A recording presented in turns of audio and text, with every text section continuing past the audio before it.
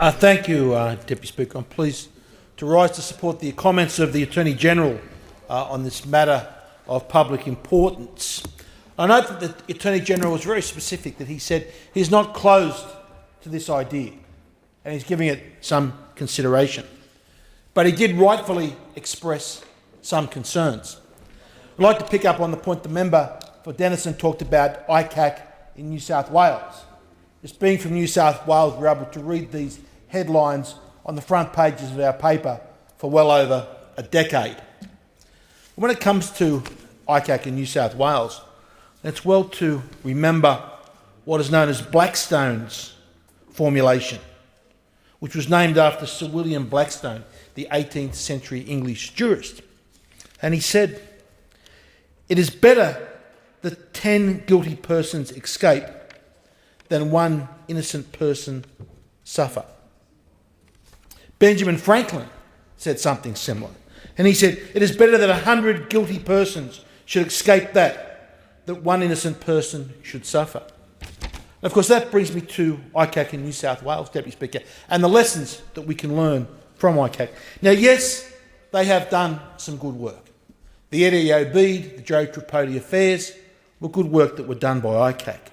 Recently, we've seen ICAC's investigation, Operation Dasher, into corrupt local council activities, where there's been allegations of blackmail, secret commissions, dodgy rezonings.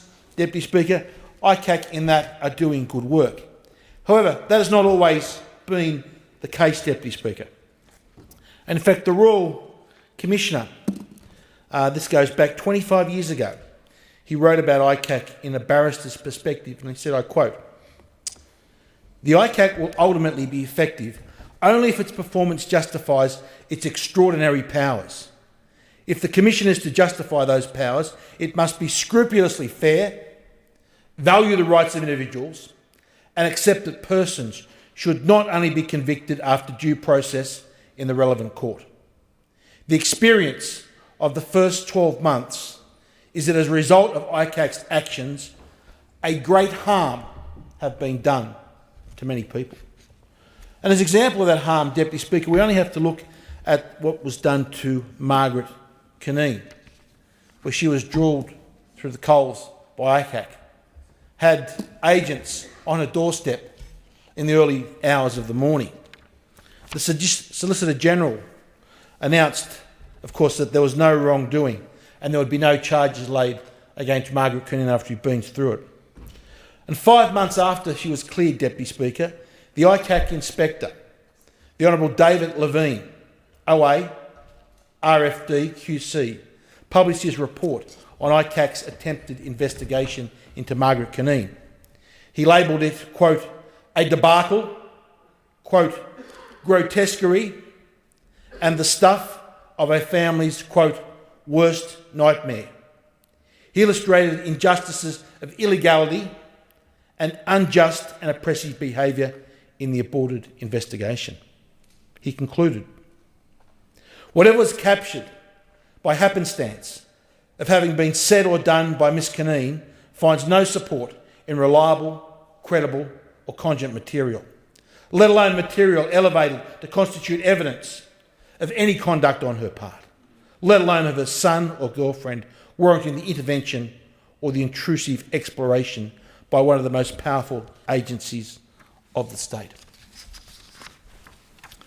Deputy Speaker, I do not think the case has yet been made out for a federal ICAC.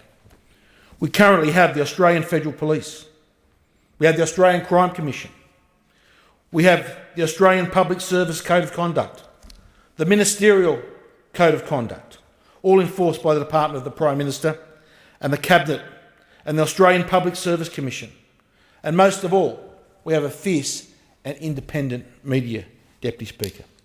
And as for the case that the opposition argues about the Minister for Home Affairs, where 2 young female tourists from Europe out on a tourist visa will give an extension, Deputy Speaker, because they're going to act with nannies. If that is the best that the Labor Party can come up with, Deputy Speaker, the case has simply not been made out for a federal ICAC. But I'm encouraged by the comments of the Attorney-General that his mind is not closed to this issue. I thank the House.